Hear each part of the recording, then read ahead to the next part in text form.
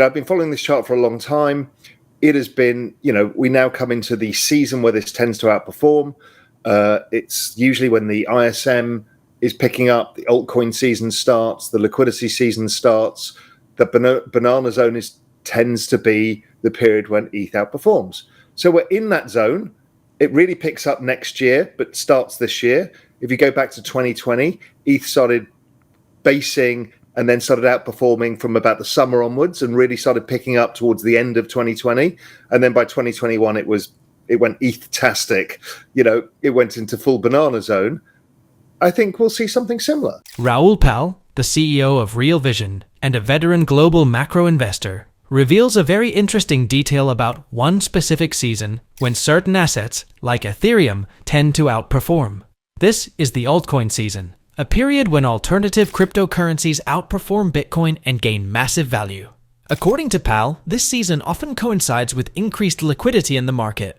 He has linked this to market indicators such as the ISM or Institute for Supply Management Index, which measures economic activity in the manufacturing and services sectors. Pal also references Ethereum's performance in 2020, where it started to form a base or stabilize in price around the summer, and then began to outperform significantly towards the end of the year. By 2021, Ethereum's performance surged dramatically, entering what he refers to as the full banana zone. We will now bring you more clips from the interview as Raoul Pal shares his latest outlook on cryptocurrencies. Please take a little time to give this video a like and subscribe to the channel to show your support. Thanks and enjoy. The banana zone is that period in crypto markets which you would call altcoin season. It's when everything just starts going vertical. Now, it always comes in the US election year because of this cycle, which is the Bitcoin halving cycle, which is this everything code cycle. And it tends to come around the summer or autumn of that year, and things start accelerating and get silly.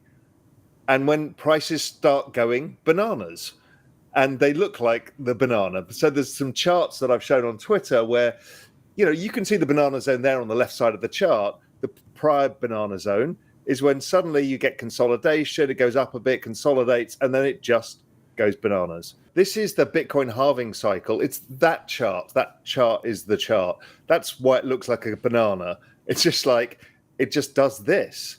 And it's why we're all in crypto, to be honest. I'm in it for the bananas. No, the bananas that are a function of the tech.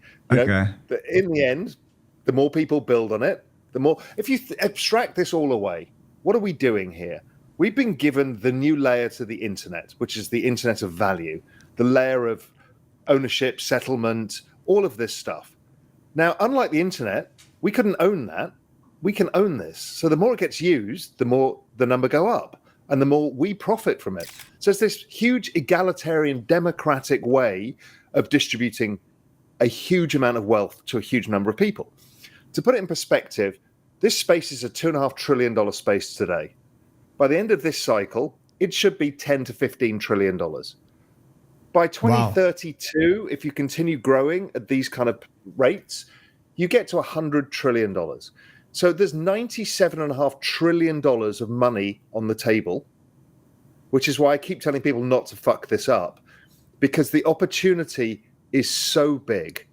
And that is just by owning the new internet, essentially. So that's what this is all about. So there is a banana zone, which is the periods of time where it goes bananas.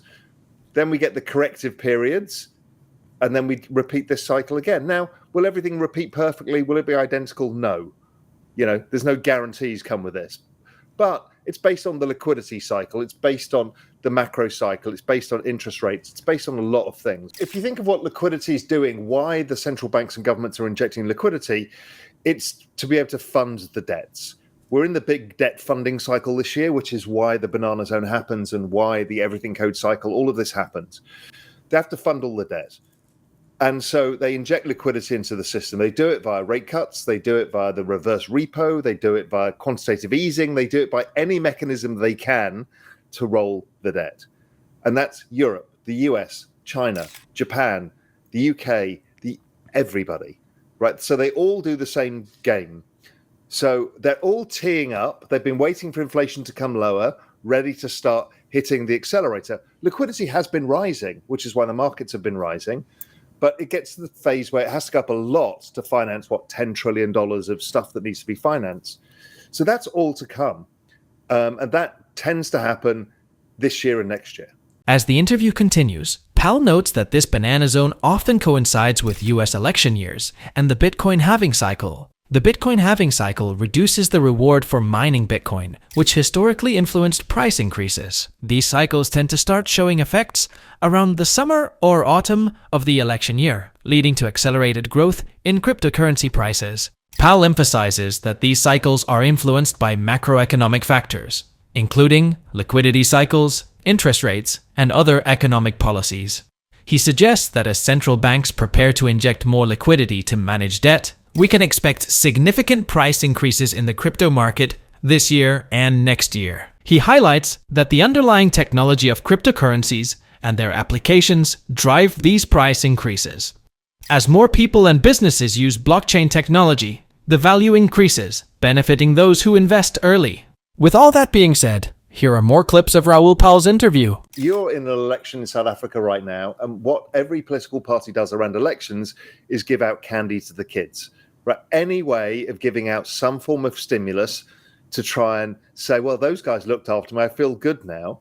So if I look at even the business cycle, all my forward-looking indicators are like it's turning up quite sharply in the US and globally. So by the time it gets to the US election, the US economy is going to be expanding again. Inflation will be less of a problem. Interest rates will have come down. They'll have they've cancelled some student loans. They'll find some other way of giving money to people. How much do your parents care about crypto? That's the age of these people. I mean, they don't really care, but they care about the voters.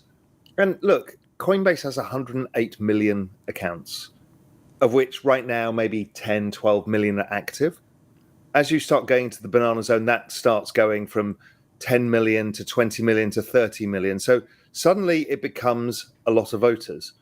Add that to the political power of the firms that are involved in the ETFs, and it's now actually a funding issue for these people as well.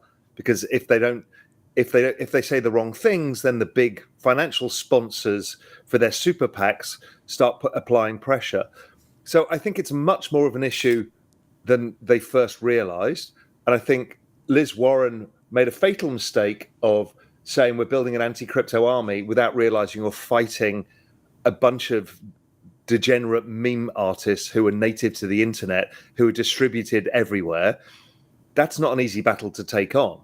And I think they're starting to realize that this could be their own goal, because obviously RFK as well is running on a pro crypto format. So the Democrats, they either have to kind of fall in line, or they're going to try and say, we are the party that stands against this. But who does that play to? They're not going to get the swing voter by doing that.